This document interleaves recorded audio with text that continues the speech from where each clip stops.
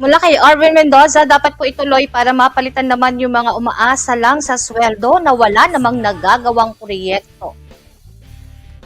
Patungkol Patungkol sa ito yung sa inihain. mungkahi, oo, inihain ni Senator Amy na ipagpaliban na ang barangay SK election.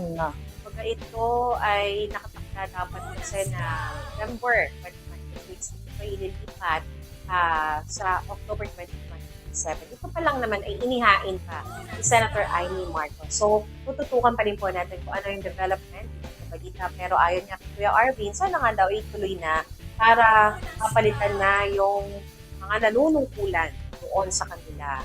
At para sa kanya, umaasa lang umano itong tinutukoy niya yung sa sweldo. Wala namang ginagawang proyekto. So, tingnan natin ang development sa balita na to dahil ang decision ni Senator Amy kaya inihain niya ang Senate Bill number 2067 dahil nga sa kinakaharap nating cases pagdating din sa pagtaas ng presyo ng langis. At para sa kanya, baka pag itinuloy, marami ang hindi makaboto dahil hindi afford yung mataas na pamasahe.